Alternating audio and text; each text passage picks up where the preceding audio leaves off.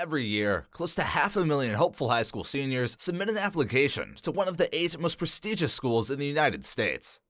However, only 20,000 of them will receive an acceptance to the Ivy League, giving the league an acceptance rate of 4%. We've all heard of Harvard and Yale, but can you name the rest of the schools in the Ivy League? Even if you can name them all, how much do you really know about each school? Theodore Geisel was one of many students attending our first school in the league, Dartmouth, to be caught drinking during the Prohibition. The university imposed a strict punishment on such students, a ban from all extracurricular activities. However, Theodore loved writing for the school's comedy paper and refused to give it up. So instead, he wrote under the pen name Seuss, which he would later use as a pen name for his career writing children's books, modifying it only slightly to be Dr. Seuss. Dartmouth is known for having the most prolific Greek life in the Ivy League, with over 60% of students involved in a Greek organization. The school is also the only school in the Ivy League to not have an official mascot. Without a mascot to rally behind, the students have created their own controversial mascot, Keggy the Keg. Harvard is the most famous school, not only in the Ivy League, but among all American universities. Harvard is well known for its alumni, as well as its dropouts. 8 U.S. presidents attended Harvard, including Barack Obama and John F. Kennedy. However, one does not have to have a completed degree from Harvard to be successful. There is success found even among the dropouts. Bill Gates, founder of Microsoft, and Mark Zuckerberg, founder of Facebook, both dropped out of Harvard, but were later given honorary degrees after speaking at Harvard graduation ceremonies. It might surprise you that Harvard's most important contribution to law has nothing to do with its prestigious law school, but rather by a murder of one of its professors. A business professor owed money to one of the alumni and was unable to pay the sum. So when that alumni showed up missing, he was quickly suspected.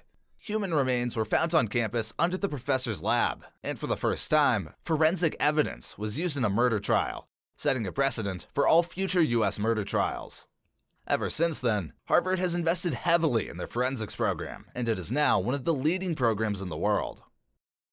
Many people know Princeton as the alma mater of Gotham City's biggest vigilante, Bruce Wayne.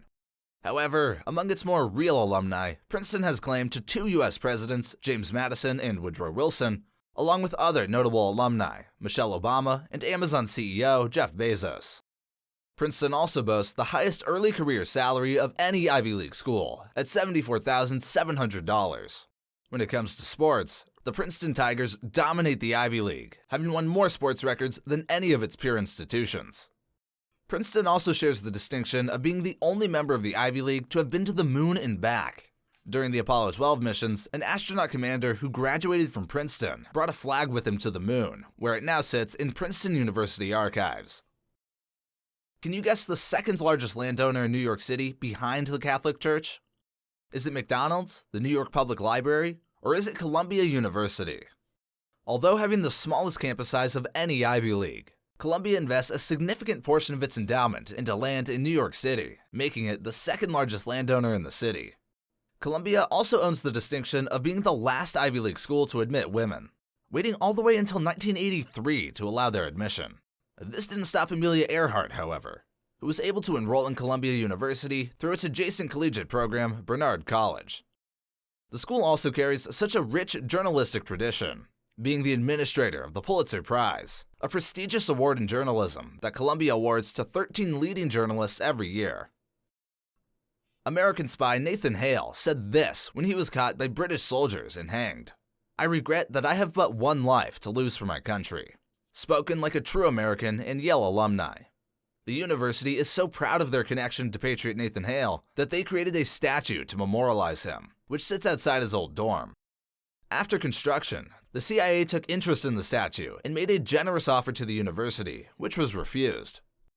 According to Yale authorities, CIA operatives scaled the walls of Welsh Hall in the dead of night to recast an exact replica mold of the statue and recast it where it now sits outside their headquarters in Virginia. Yale's campus was also the alma mater of former President Bill Clinton, and where he met his wife, Hillary Clinton. Perhaps you've heard of this next school from its most famous graduate, Andy Bernard. Despite Andy claiming it to be the time of his life, this isn't the case with many Cornell students. Cornell ranks near top of the list when it comes to student unhappiness. They installed nets under the bridge to prevent students from trying to end their time at Cornell prematurely. However, many distinguished alumni have made it through Cornell's rigorous education system, including Bill Nye the Science Guy, the late Ruth Bader Ginsburg, and the recently famous Anthony Fauci. Cornell is also perhaps one of the most internationally recognized Ivy League schools, with campuses in Qatar, Rome, and a joint campus in Israel.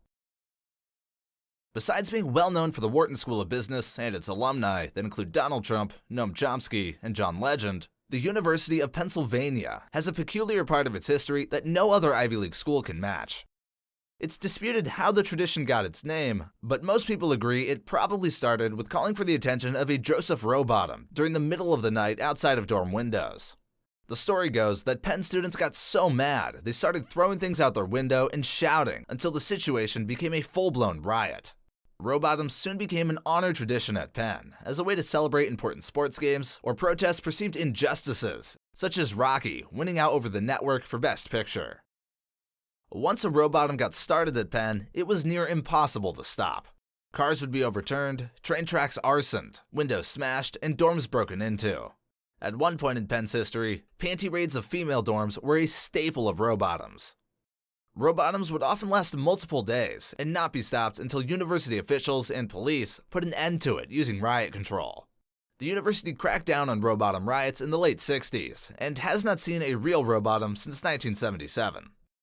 Brown University is the last school on this list, and is well known for being the Ivy League school with the cheapest naming rights. In 1804, Nicholas Brown donated $5,000 to the school to rename it from Rhode Island College to Brown University. That is only $111,000 in today's money. John D. Rockefeller Jr., Harry Potter star Emma Watson, and football star John Heisman are among the more famous alumni of Brown University. But it is perhaps more well known for its distinguished professor, Josiah Carberry, a fictional professor well known for his contributions to the field of psychoceramics, the study of cracked pots. Carberry's existence, of course, started as a joke at Brown, but it is said that every Friday the 13th and February 29th, students attend his lectures. He also appears as a reference in many papers and journals as a way to determine the validity of the paper.